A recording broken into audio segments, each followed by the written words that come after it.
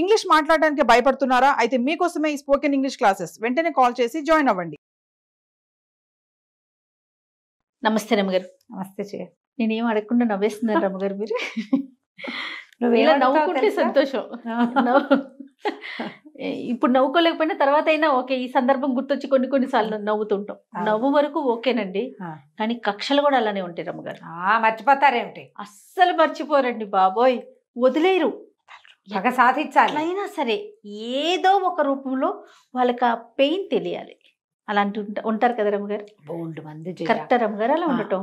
ఆడ మగ తేడా లేదు దానికి. అస్సలు ఉండటం కరెక్ట్ అంటారా? కరెక్ట్ అని ఎట్లా అంటాను జయ, ఒక్కొక్కళ్ళ తత్వం మర్చిపోరు. క్షమ వాళ్ళ చరిత్రలో ఉండదు, వాళ్ళ డిక్షనరీలో ఉండదు. ఏ విషయానికైనా ఇంకా అంతే ఉంటారు కదా వాళ్ళు. స్ట్రాంగ్ ఉంటారు, మామూలుగానే కనపడతారు. మళ్ళీ పెద్ద మనుషుల్లాగా కూడా కనిపిస్తారు. కానీ సమయం వచ్చిందో దొరికించుకుంటారు. సమయాన్ని వచ్చినప్పుడు పగదాదించడం కాదు, అది అందిపుచ్చుకుంటారు. ఎంతసేపు మన చెయ్యి పై చెయ్యి అయ్యేదాకా చూసి వేస్తారు వేటు.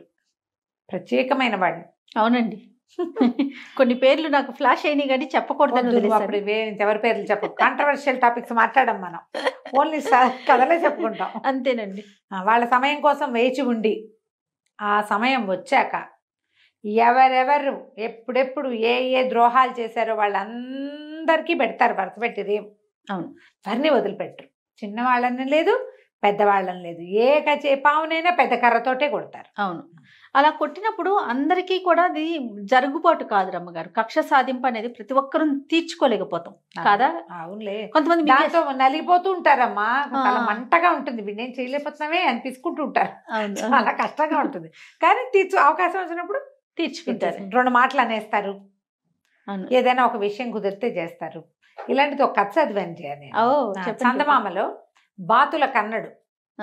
ఒక బాతుల అమ్మే ఆవిడ, ఒక ముసలావిడ, బాతులు పెంచే ఆవిడ ఉంది. ఊళ్ళల్లో ఏం చేయ ఇప్పుడు కనిపించట్లా. మనం మా చిటుకుడులోనే మేము చూస్తుండే వాళ్ళ రోడ్ల మీద ఏదో ఎచ్చిపిచ్చిగా భార్య భర్త 2-3 పిల్లలు రోడ్ల మీద పోతుండే వాళ్ళు. పెద్ద గుంపుల బాతులు గుంపులుగా బాతులను తీసుకుపోతూ ఉండేవాళ్ళు. అమ్మేవాళ్ళు, పిల్లల్ని పెట్టించేవాళ్ళు. బాతుల పెంపకమే వృత్తిగా ఉండేవాళ్ళు. బాతుల వాళ్ళు అని ప్రత్యేకంగా ఉండేవాళ్ళు. మా అన్నయ్య ఎక్కడి నుంచో కోళ్ళఫారాలు అవి ఉన్నాయిలే, మాకు అప్పుడు ఉండేవి చిన్నప్పుడు. ఖజానా బాతులు అని తెచ్చాడు.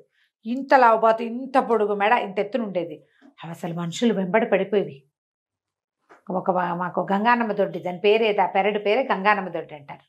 అందులో ఉండేవి. ఈ కోళ్ళఫారంకి రక్షణ అనమాట. పాములు చంపేసేవి బాగా. అవి ఇట్లా ఖజానా బాతులు 3-4 ఉండేవి. తర్వాత పిల్లలు కూడా పుట్టి 5-6 అయినాయి. కానీ అవి మహాకక్షవి. ఒక్కసారి ఒక మనిషి మీద పగబట్టాయంటే వాడిని రోడ్డు మీద నడవనిచ్చేవే కాదు. అవునా, కరుస్తాయి రమ్మగారు. వెంబడి పడిపోతాయి జయ. అది ఇంత పొడుగును మా బడిట పాముల సాచి వెనకాల పడితే పీకేస్తాయి. ఉండేవి బాతులు. అప్పుడప్పుడు మా ఇంట్లో పెళ్ళిళ్ళప్పుడు కూడా వాటి ఫోటోలు, ప్రత్యేకంగా ఖజానా బాతుల ఫోటోలు కూడా ఉన్నాయి మా పెళ్లి ఫోటోల్లో. బాగా తిరిగేవి. మేమంతా అలవాటైన వాళ్ళ మా వెనకాల పడేవి కాదు. ఎవడో బెడ్ వేసిన వాడు, రాయి వేసిన వాడు ఉంటాడా, వాడికి మర్చిపోవు. ఈ బాతుల కన్నడి కథ కూడా అలాంటిదే అనమాట. ఎప్పటికీ మర్చిపోని కథ పడిది. అయితే ఒక ముసలమ్మ ఉండేది బాతుల పెంపకం.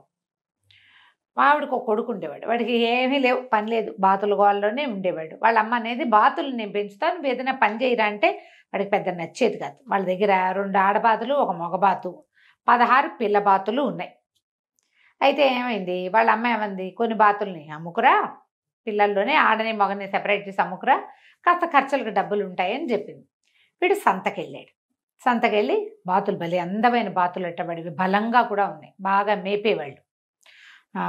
సంతలో కూర్చున్నాడు. కూర్చుంటే సంతకి వీరాస్వామి గారిని ఆ ఊళ్ళో మంచి మోతుబరి, బాగా డబ్బులు ఉన్నవాడు, ధనవంతుడు అనమాట. ఆయన బాతులు చూసి అవి కవకవలాడుతుంటే ముద్దుగా ఉంటాయి. ఆయనకి సొంత చెరువులు ఉన్నాయి, పెరళ్లలో వేసుకుంటే పాముల్ని కొంచెం వేటాడతాయి అనుకుంటాం కదా. సరే, ఆయన ఏమంటే ఎంతరా జత అన్నాడు.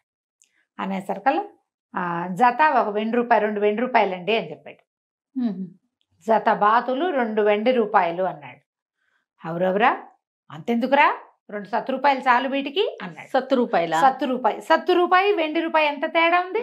వాడు ఇష్టమైతే తీసుకోండి బాబు, లేకపోతే మానేయండి, నేను తక్కువ గీనండి, మా బాతులు మంచి అన్నాడు. అనేసరికి కొళ్ళు మండిపోయింది. ఏంటి నాతో బేరమాడతావుగా, నువ్వు ఎంత వాడివి, నువ్వు నీ బతికెంత, నువ్వెంత అని, అరే పట్టుకోండి రా 2 బాతుల్ని అని చెప్పి ఒక జోడు బాతులను తీసుకెళ్ళి వీడిని ఈడ్చుకురండి అని వాడిని కొట్టేసి 25 కొరడా దెబ్బలు కొట్టించాడు. అయ్యయ్యో. నాతో బేరం ఆడతావా, ఇంత ధనవంతుణ్ణి, నాకు బేరం చెప్తావా నువ్వు, తీసుకోండి బాబు మీ ఇష్టం, తోచినంత ఇవ్వండి అనాలి. బాతులు పెంచుకుని ఊళ్ళో బతికేవాడివి, మోతుబరితో నీకు పందెమైతేట రేటు చెప్తావేంటి నువ్వు, నీ రేటు ఏమిటి, నువ్వెవడవి అసలు, మొత్తం బాతులు తీసుకున్నా దిక్కులేదు అని చెప్పి కొట్టించేశాడు 25 దెబ్బలు. వీడు దెబ్బలని అయిపోయాక వీపు విదిలించుకుంటున్నాడు. కొట్టారు కానీ డబ్బులు వదిలేదు, లేదండి 2 వెండి రూపాయలు ఇచ్చి తీసుకోండి అన్నాడు. వాడు ఊరుకోడు అనమాట. అనేసరికి ఇంకో 10 కొట్టండి రా వీడిని అన్నాడు. 35 దెబ్బలతోటి తీసుకొచ్చి బయట పారేశారు. అయినా కూడా వాడు తగ్గట్లా. ఏం చేస్తాడు, వీపు వాచిపోయింది, వదలాలని లేదు. ఇంటికి బాగా ఏడ్చాడు వాళ్ళ అమ్మ దగ్గర. అక్కడి నుంచి ఆ ఊళ్ళో నుంచి వెళ్ళిపోయాడు. వాళ్ళ అమ్మ ఇంకా అన్నయ్యలు ఎవరో ఉన్నారు, ఆవిడ ఉండేది. ఇక ఆ ఊరు ఈ ఊరు తిరిగి ఎక్కడెక్కడో ఏదేదో సంపాదించుకుని పెద్దవాడయ్యాడు. ఈ కథ నాటికి వాడికి ఒక 16-17 ఏళ్ళు. ఆ నూనూగు మీసాలు, మొలక మీసాలు, మొహం నిండా పింపుల్స్, పిల్లలు బక్కగా ఉంటారు. ఆ వయసులో పుష్టి తేలరు కదా, ఎదిగే వయసులో పిల్లలు తేలరు, బక్కచిక్కిపోయి ఉంటారు. ఆ డొక్కు మొహంతో వాడు 10-25 ఏళ్ళు వచ్చాక వాడు ఎట్టా ఉంటాడో ఎవరికీ ఊహలేదు. 27-28 సంవత్సరాల వయసు వచ్చాక ఒకనాడు మళ్ళీ ఈ ఊరు వచ్చాడు. వాడు వస్తే ఈ వీరాస్వామి గారు ఏదో పెద్ద బంగ్లా లాంటిది కట్టిస్తున్నాడు. వడ్రంగి పనులు జరుగుతున్నాయి. బోల్డంత కలప తెప్పించారు. దొంగలు అవి తెప్పిస్తారుగా. ఇప్పుడు మనకి కలప అనగానే ఏమీ తెలీదు, మనకు అన్ని తెలిసినవి ఏమిటి, మన దాన్ని ఏదో అంటారు కదా, ప్లైవుడ్ డెకలమే తెలుసు. పాతకాలంలో ఇళ్ళు కట్టడం కలప అంటే అంత దొంగలు రకరకాలు నేరేడు తెచ్చేవాళ్ళు, వేప తెచ్చేవాళ్ళు, తాటి తుమ్మ తెచ్చేవాళ్ళు. తాటేమో వాకిట్లో వసారాలో దింపడానికి తాటి దిమ్మలు వచ్చేవి. అక్కడి నుంచి టేకు, పై ఓళ్ళ నుంచి పనస, సన్న పనులకి జాజికాయ చెక్కలు, ఇవన్నీ ఇంతంత లావు మోకులు, ఇవి ఏమన్నా దాన్ని లాగ్స్ అంటారు, దిమ్మలు, చెత్త తాలూకు ఇవన్నమాట. ఎన్నో ఉన్నాయి. వీడు అదంతా చూసుకుంటూ వచ్చాడు లోపలికి. ఎట్లా లోపలికి వెళ్ళి పెరడంతా విశాలంగా తెరిచింది, రకరకాలు ఉన్నాయి కదా, ఒక్కొక్కటి ఇట్లా కొట్టి ఇట్లా రాసి చూస్తున్నాడు. ఈ వీరాస్వామి గారు పెరట్లోకి వచ్చాడు, అదే ఆ పక్కకు వచ్చాడు. వచ్చి ఎవరు ఏమిటి కలప గురించి తెలిసేముందే అన్నాడు. అంటే తెలియకేమండి, ఎన్నాళ్ళ నుంచో ఈ పని చేస్తున్నాను నేను, ఒక మాదిరిగా తెలుసు, మరి అంత గైరుగా లేదండి అన్నాడు. అనేసరికి వీరాస్వామి అన్నాడు, ఎవరు తెలిసిన వాళ్ళని పిలిపించాను, నీకు అంత గట్టిగా తెలిస్తే కొంచెం అడవి వైపుకి వెళ్దాం, నువ్వు ఏ చెట్టు బాగుందంటే ఆ చెట్టు కోయిస్తా అంటే సరే పదండి అన్నాడు. పదండి అంటే పెద్దగా పని వాళ్ళు ఎవరు రాలేదు, ఏదో వాళ్ళు ఎవరో తిరుగుతున్నారు అటు ఇటు. ఈ వీరాస్వామి ఈ బాతుల కన్నడు ఇద్దరు అడవిలోకి నడిచి వెళ్ళారు. చూసిన వాడు ఏం చేశాడట, ముందుకు తీసుకెళ్తే మనుషులు ఎవరు లేకుండా వీళ్ళిద్దరే, నిర్మానుష్యంగా ఉంది వాళ్ళిద్దరే. వీడు ఇంకా కొంచెం అట్లా ముందుకు తీసుకెళ్ళి ఒక పెద్ద లావుగా మొదలున్న చెట్టును చూపించి, అబ్బో భలేగా ఉందండి, ఇది కనుక గోయించామంటే బ్రహ్మాండంగా దర్వాజాలు తయారైపోతాయి, ఎంత కైవారం ఉందో కొలుద్దాం, కావిటేసుకోండి ఈ చెట్టుని అన్నాడు. కైవారం అంటే చెట్టు తాలూకు సర్కంఫరెన్స్ మొత్తం రౌండ్ తెలియాలి కదా, కైవారం అంటాం తెలుగులో దాన్ని. ఈయన ఇట్లా ఏం చేశాడు, చెట్టును ఆనుకుని 2 చేతులతోటి ఇట్లా కావలిచ్చుకున్నాడు. మన 2 రౌండ్ కాకుండా ఇంకా ఎంత ఉందో తెలియటం కోసం ఇది దగ్గర పెట్టేసరికి వాళ్ళు వీడేం చేశాడు, రెండో వైపుకి వెళ్ళి, ఆయనేమో చెట్టుకు ఓ వైపు నుంచి దాన్ని కావలించుకున్నాడు. వాటేసుకోవటం అంటారు, అదే కావలించుకోవటం అంటారు మేము. అవతల వైపుకి వెళ్ళి జేబులోంచి ఓ తాడు తీసి 2 చేతులు కట్టేశాడు. ఊరండి, ఇప్పుడు నీకు ఇట్లా కట్టేస్తే ఒక రకం, నువ్వు ఒక చెట్టుని కావలించుకుని ఉండగా నీ మొహమేమో చెట్టు కానుకుంది, బొజ్జ ఛాతీ చెట్టు కానిసుకుంది, చేతులు ఇట్టున్నాయి, మెడ ఇటు తిప్పడానికి కూడా వెళ్ళి. అవును, 2 చేతులు కట్టేసి, నేను వడ్రంగిని అనుకున్నావా, బాతుల కన్నడిని 35 దెబ్బలు కొట్టావు, ఇవాళ నీ దెబ్బలు వసూలు చేసుకొచ్చాను నేనని అక్కడి నుంచి ఒక పెద్ద అంత చేపాటి తాడు ఇదొకటి తీసుకుని తాడు లాంటిది మెలిపెట్టి పటా పటా పటా కొట్టేశాడు. 35 దెబ్బలు. ఈయన 50 ఏళ్ళవాడు, కుర్రాడు 25 ఏళ్ళవాడు కొడితే ఎంత దెబ్బ తగులుతుంది. ఇక పిచ్చి కేకలు పెట్టేశాడు వీరాస్వామి గారు. ఇక పిచ్చి లేదు వెరలేదు, అక్కడ ఎవడున్నాడు, పని వాళ్ళంతా వెనక దిగబడిపోయారు, ఈయనేమో ముందుకు వచ్చేసాడు. 35 కొట్టి ఇవాళ దెబ్బల బాకీ ఈ రోజు తీరిపోయింది, బాతుల బాకీ కోసం మళ్ళీ వస్తా నేను, మరి బాతులు తీసుకున్నావు కదా అని వెళ్ళిపోయాడు.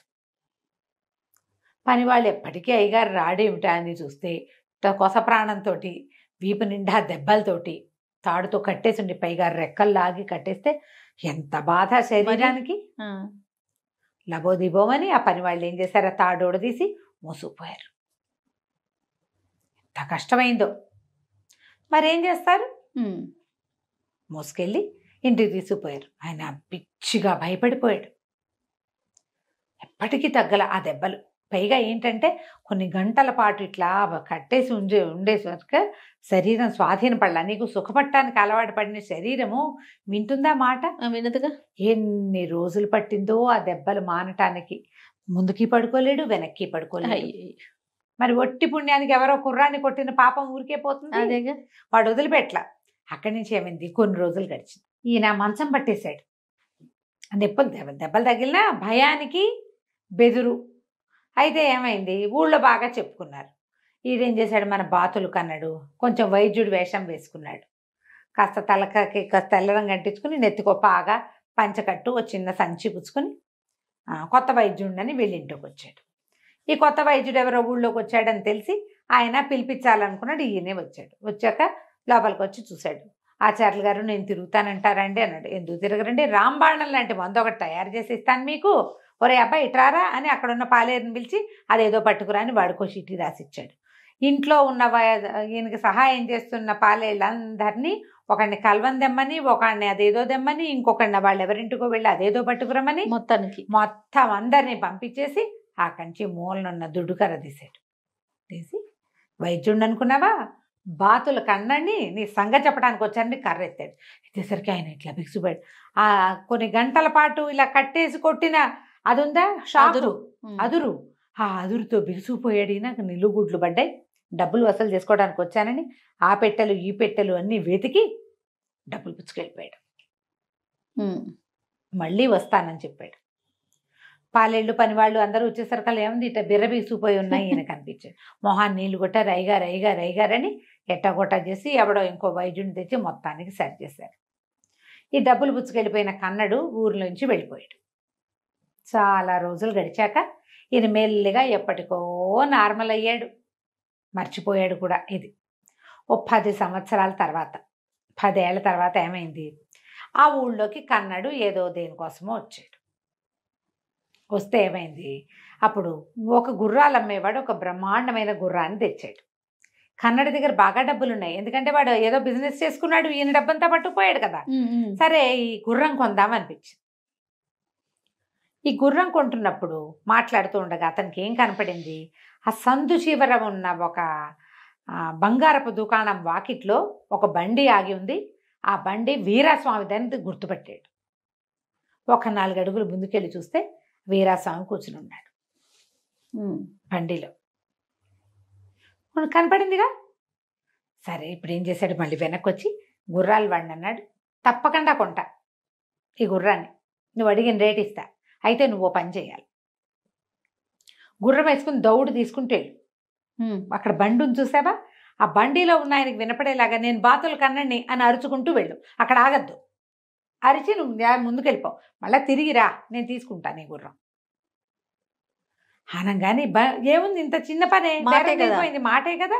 ఈ గుర్రాలు వాడు ఏం చేశాడు, వాడు మంచి బాగా గాలపింగ్ అలవాటు ఉన్నవాడు కదా, గుర్రాలను పెంచి అమ్మే వాళ్ళకి అది బాగా అలవాటు ఉంటుంది. వాడు ఒక్క ఉదుటను గుర్రాన్ని దౌడు తీయించి ఆ బండి దగ్గరికి వెళ్ళగా నే బాతులు కన్నండి అని అరిచాడు. అరిచి పరిగెత్తేశాడు. ఓకే, వెళ్ళిపోయాడు. గుర్తొచ్చేసింది ఆయనకి. అక్కడి నుంచి అరే పాలేళ్ళందరినీ పని వాళ్ళని మళ్ళీ ఒరే బాతులు కన్నడరా, మళ్ళీ వచ్చాడురా, వెతకండ్రా అంటే ఆ బండి వాడితో సహా అందరూ తల ఒక దిక్కుకి పరిగెత్తారు. ఆ బయట అవతలగా నుంచున్న కన్నడు నడుచుకుంటూ వచ్చి జబర్దస్త్గా బండెక్కి ఆయన రొంటిని ఇక్కడ పక్కన డబ్బులు పెట్టుకుంటాడుగా, ఆ డబ్బులు సంచి తీసుకున్నాడు. ఇందాక వచ్చిన వాడు కాదు కన్నడు, నేను కన్నండి, నా బాకీ వసూలు అయిపోయింది, నీ భయం బాకీ కూడా ఇవాళ వసూలు చేసేసుకుంటున్నా, వెళ్ళొస్తా అని చెప్పి ఆ మూట తీసుకుని వెళ్ళిపోయాడు. వెళ్ళిపోయి పక్క సందులో ఉన్న గుర్రాల వాడిని కలుసుకుని గుర్రం వేసుకున్నాడు, వెళ్ళిపోయాడు. ఎవరు లేరు ఇక్కడ. వాడు అట్లా సాధించాడు కక్ష, వదల్లా లాస్ట్ వరకు. మొదటి లాక్కున్నది డబ్బులు కాకుండా మళ్ళీ డబ్బులు లాక్కున్నాడు.